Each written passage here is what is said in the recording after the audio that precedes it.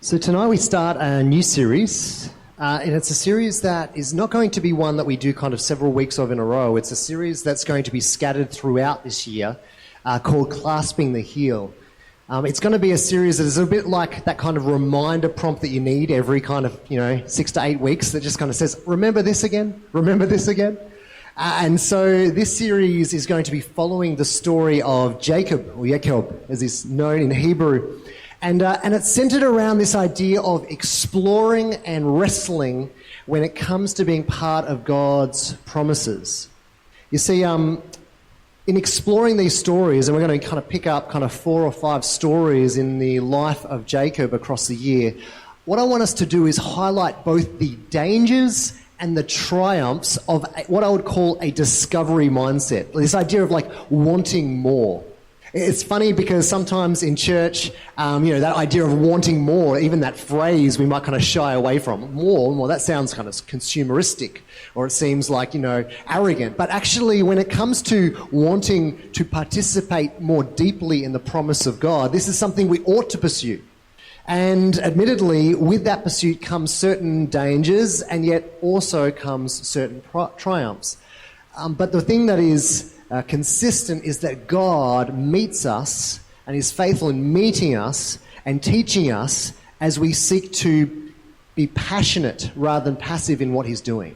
And so we're not always going to get it right, and this is a thing to be clear. And certainly as we explore the story of Jacob, he does not always get it right. He's actually a character, if you look at his story, he's kind of a hard one to even reconcile, and we'll explore that over this series.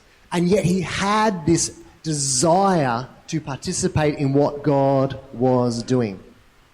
And I suppose I want us to begin by considering this reality that sometimes we all have these kind of things that are precious to us and we struggle with when somebody else has control over. I remember as a kid, the thing for me was my Legos. I used to have my little Lego creations and I put them on my shelf. And I always remember that even when my friends came over, I was so nervous about them even touching my Legos, right? Because I'd put so much love and care into these Legos, and whenever a kid would grab it, I'd be like, oh no, he's going to break it, and it was bizarre because these were my friends, and yet I'm like, oh, it makes me super nervous.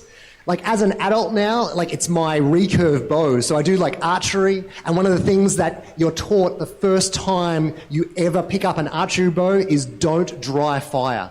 And what that means is if you pick up a bow and it's got a string on it, never try to shoot it without an arrow in it, okay? This is what they teach you. Never do it, because if you do, it can snap the limbs. It's not good for you, it's not good for the bow. And yet people just always want to pull it back. They always want to pull it back. And so whenever I hand over my bow to somebody to have a look at, I just am on edge because they wrap their fingers around the string and they start to pull it back and they just want to feel the weight. And I'm like, don't dry fire it. It's do you realize what you have in your hand is kind of what we are kind of asked this question of. It's do you appreciate what you have in your hands, whether it be the Lego or whether it be, the bow? And it doesn't just about stuff. Maybe it is that you've been running a program or a classroom or something, and then somebody else has to kind of take it over for a week, and they're being a little bit too cavalier about it. You kind of feel it's do you realize how much time and effort I've put into this? Please treasure it the way that it ought to be treasured. We all have these kind of moments. And we're going to see a little bit of this reality in this story that we're engaging with tonight. It's do you appreciate what you have in your hands, sir? And what we're going to discover is there's going to be 2 perspectives on this matter. And so let's start with the story we have from Genesis chapter 25. We're going to go through this initially, give some backstory to these characters, and then we're going to work through it a little bit at a time. So it says, this is the account of the family line of Abraham's son Isaac. Abraham became the father of Isaac, and Isaac was 40 years old when he married Rebekah, daughter of Bethuel in the Aramean from Paddan Aram, and sister of Laban the Aramean. Verse 21, Isaac prayed to the Lord on behalf of his wife because she was childless, and the Lord answered his prayer, and his wife Rebekah became pregnant.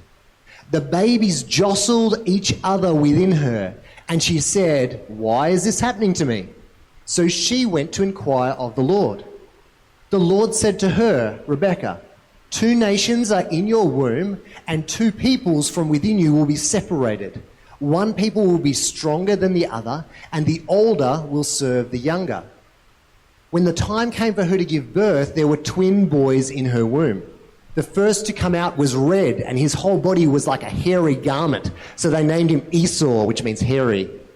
After this, his brother came out with his hand grasping Esau's heel. So he was named Jacob, which means grasps the heel. Isaac was 60 years old when Rebekah gave birth to them. The boys grew up, and Esau became a skillful hunter, a man of the open country, while Jacob was content to stay at home among the tents.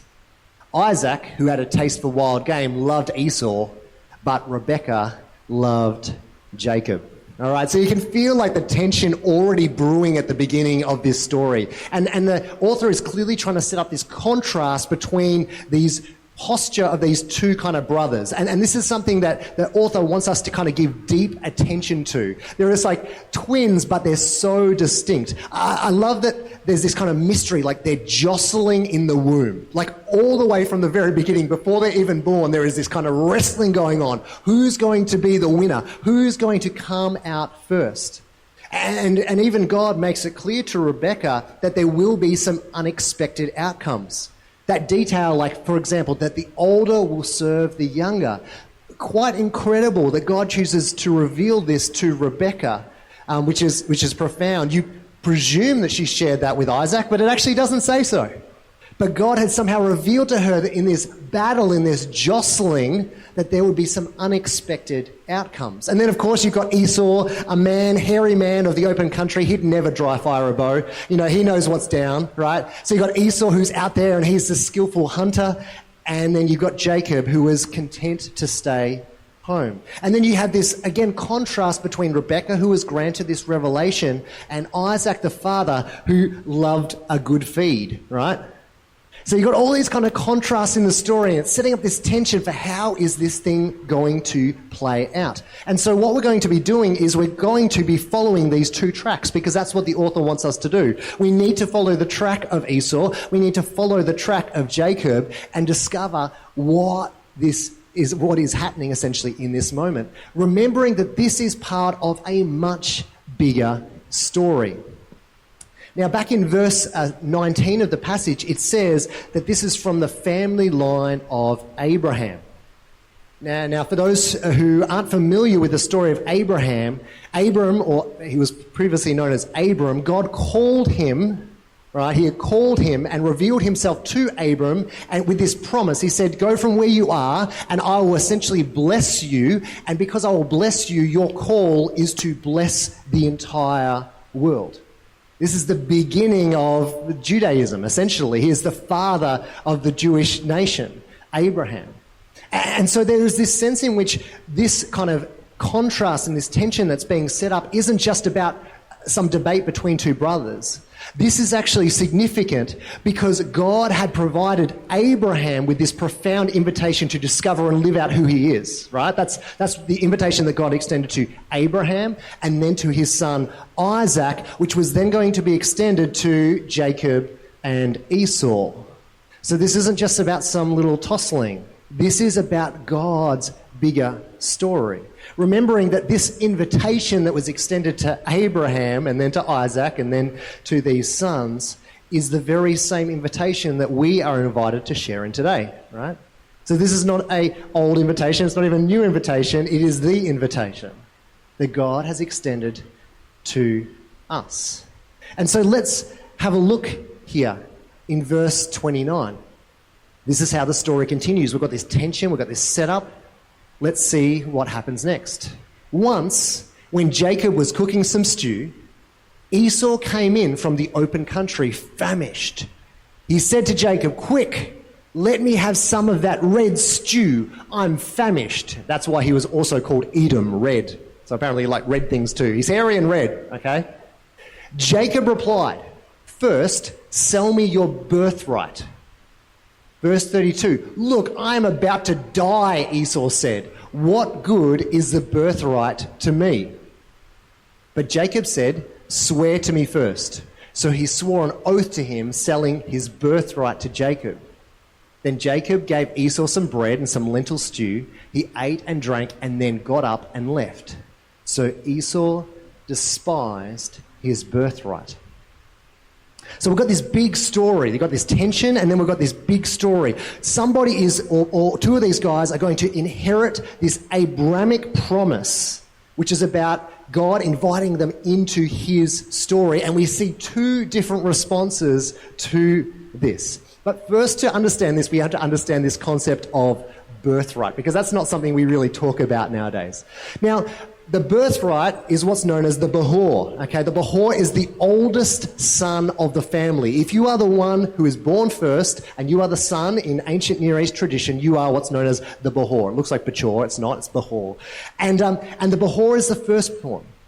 And the Behor is first and foremost the sole carrier of the primary responsibility to carry on the legacy of the father. So whatever the legacy of the father was, the Behor was responsible for carrying that on. So whatever the father does, whoever the father is, whatever the father stands for, whatever kind of practices that father has adopted that has become the value system for that family, it's the firstborn son who's going to carry that on. This is a significant role. Now, the Behor also gets some additional resources. See, while a father with his children, particularly his sons, where the resources would be distributed upon his death, right, and they'd be distributed to his children, the Behor would get a double portion, right? So if there was 4 kids, the Behor would get 2 portions, and the others would share in the other parts, right? But it wasn't just a double portion of blessing, it was a double portion of responsibility. Because those extra resources were there so that they could continue on the mission, so they could continue to represent the Father's will even after his passing. And so it was a double portion, but it was also double responsibility. And as the Behor, most people considered this to be the most incredible privilege, an absolute honor to be the firstborn. And yet, what do we see from Esau? What do we see in terms of his response to this invitation to carry on the mission of God that his grandfather had been bestowed upon and then his father had been given? What we see from Esau in this first response is essentially indifference. It's indifference to the legacy and the responsibilities that come with being the Behor. You see, only through God's providence and grace, not through his own efforts, of course, was he given this opportunity. It wasn't like that Esau earned his Behor status. It was just providence and grace. He happened to come out of the womb first. And yet, Esau simply wasn't interested in it.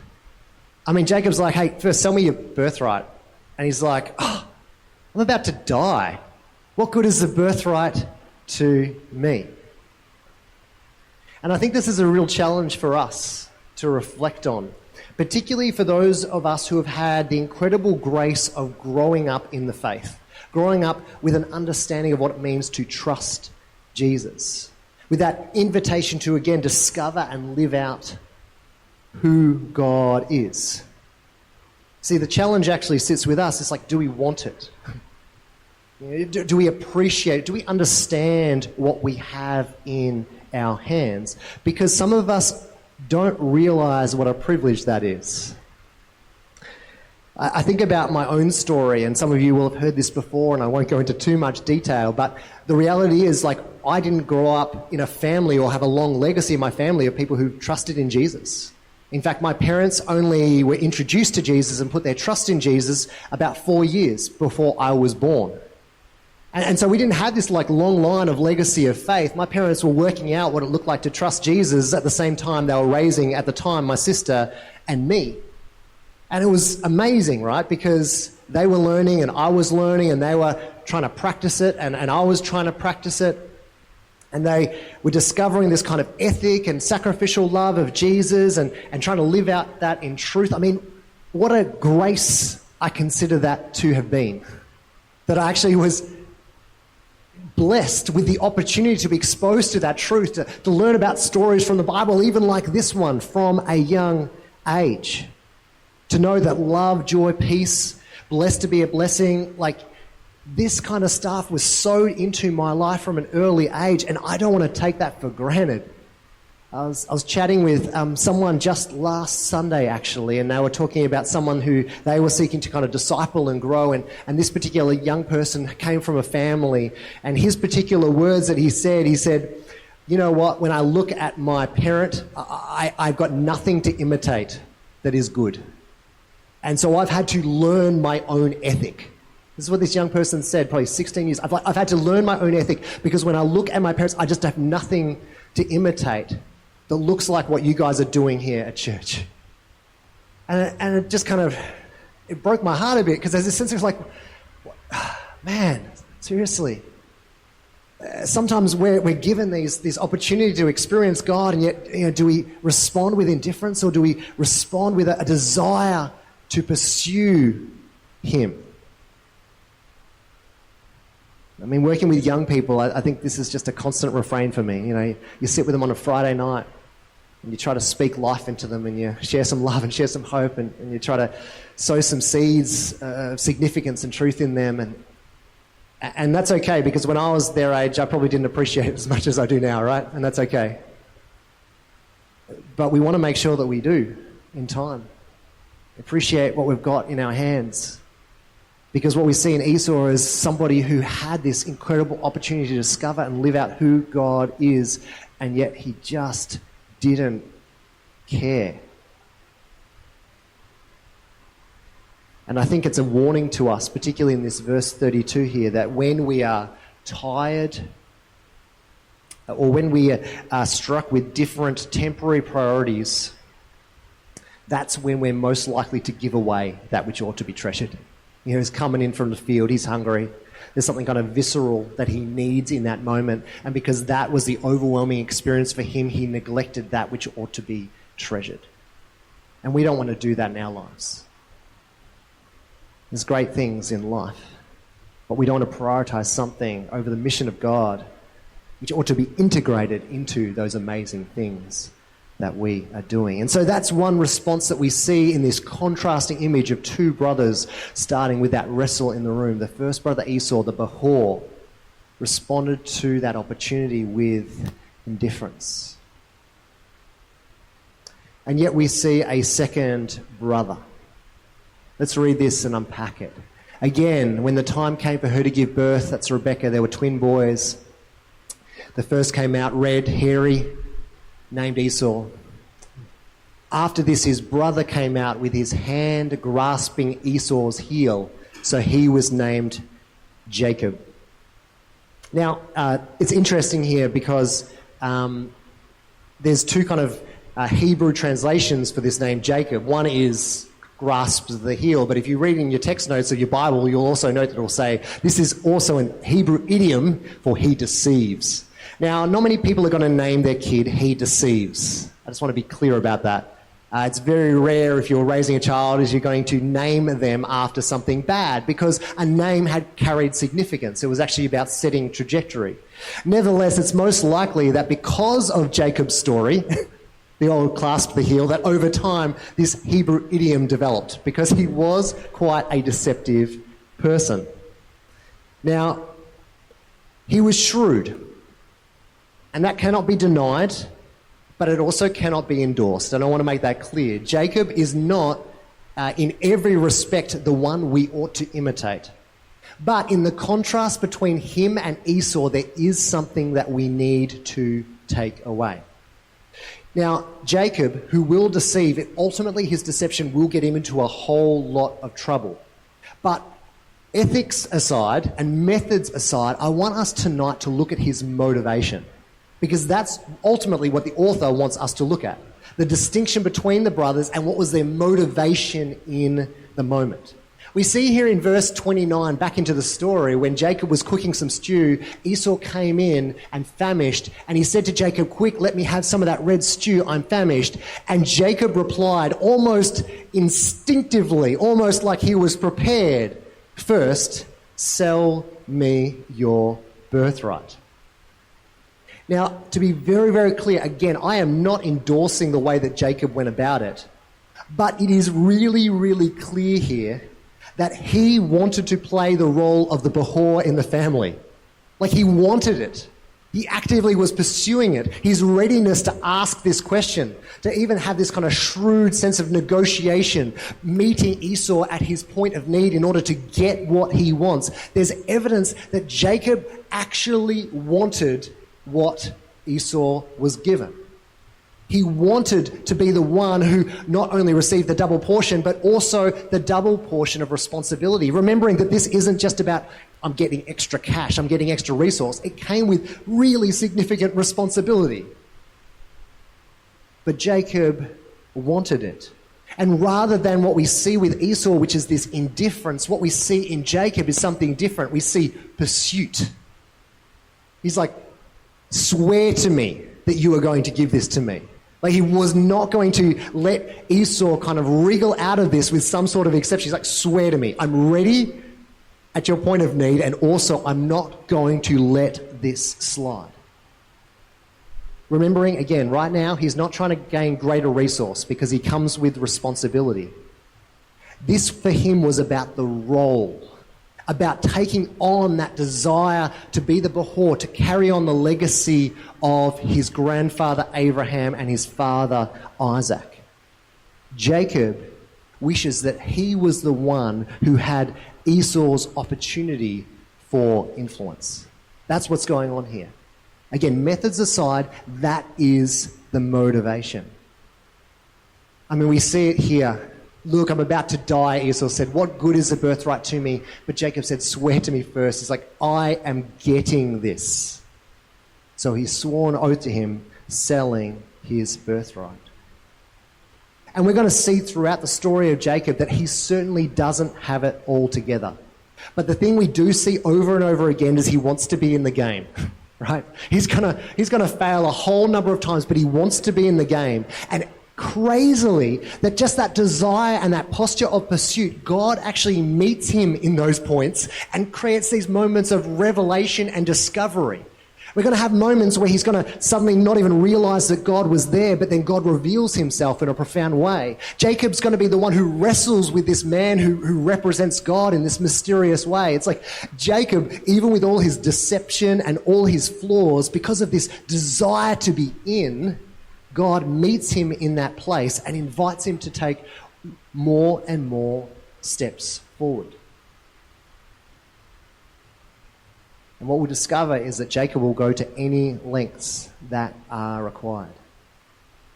And so in this earliest part of the Jacob story, we already see these two different postures to the opportunity to enter into and embrace God's story. One of Esau's indifference and the other one of Jacob's pursuit. And this is our challenge that I want us to consider tonight. When it comes to being part of this bigger story of what God is doing, this profound invitation to discover and live out who God is, which brother will we be? Because we've all got a choice to make. Whether we're going to dive into the deeper story of God, whether we're going to choose to trust, wrestle, make mistakes, experience forgiveness, like whether we're going to do that with this kind of pursuit mentality, or whether we're not going to treasure what God has placed in our hands and maybe respond with Esau's indifference. But we all need to make a choice. Because this story and this choice also comes with a warning. Notice what it says here in verse 34. Then Jacob gave Esau some bread and some lentil stew, and he ate and drank, and then he got up and left. So Esau despised his birthright. Now, when you look at the various interpretations of this word despise, there are two major ones that come out. First of all, this word despised can be interpreted as a description as to how Esau neglected his birthright. Like, he despised it. He gave it no credence. He gave it no value. That's where that indifference was. He didn't treasure that which he had been graced with. But there is also a second interpretation, and that is the interpretation of regret. It's like from that point on, he despised his birthright. Whenever he thought of his birthright, when he thought of what he had given up as the Behor, it only brought him pain. It's almost like he regretted what he missed out on. Whenever I think about these moments, I think about the song Big Yellow Taxi. And if you don't know it, that's okay. Because I've written the lyric on the screen that people know best. You don't know what you've got till it's gone. They paved paradise and put up a parking lot. And this is what Esau's experience of his birthright became. He didn't know what he had until it was gone. And then suddenly, when he realized what he had lost, all that was left was bitterness. I had paradise, and yet I chose indifference. And so who are we going to imitate? Jacob or Esau when it comes to our motivation, not our methods, our motivation toward God? Later on in the New Testament, in the book of Hebrews, the writer would have some scathing words for this moment. It says in Hebrews 12:14-17, make every effort to live in peace with everyone and to be holy. Without holiness, no one will see the Lord. See to it that no one falls short of the grace of God, and that no bitter root grows up to cause trouble and defile many. You can always hear that bitterness that has that potential, right, to not only affect you but affect others. See that no one is sexually immoral or is godless like Esau, who for a single meal sold his inheritance rights as the oldest son. Afterward, as you know, when he wanted to inherit his blessing, he was rejected.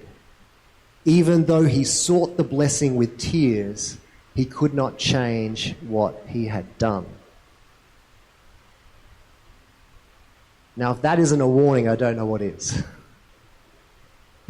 Like, there's this sense of like, you had it, Esau. It was there. But you chose a path of indifference. And then when you wanted to inherit the thing, when you realized, no, it was too late. It's too late. He sought the blessing with tears, but he could not change what he had done. And so I want to challenge us tonight as a wrap-up. We all have a choice to make. Are we going to be the kind of people who treasure that which has been given to us and appreciate the grace of maybe our upbringing or the fact that we found ourselves here tonight, or you're joining us online, you've accidentally stumbled across this, you've still got a choice to make. What am I going to do? Am I going to treasure the invitation that God has extended to learn him and to live out his way?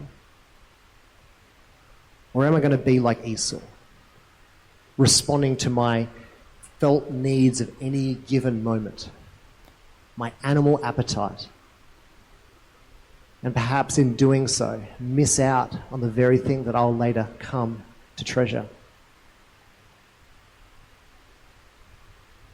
Let's consider this for ourselves as I pray.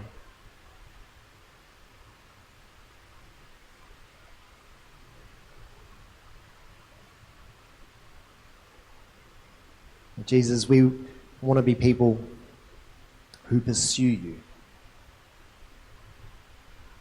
who seek after fresh revelation and who want to know who you are and to live out your way, to be blessed to be a blessing. And so, God, I repent of the times when I've taken that gift for granted. God, thank you that you extend it to us by your grace and that you know us, you know our limitations, that you're so patient in your forgiveness toward us.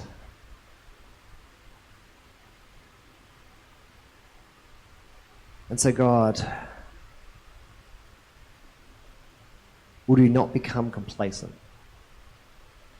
but rather engaging with each other, engaging with you through prayer and through study and through wrestling and through pain and through reflecting upon where you're at work, God, may all these things sharpen us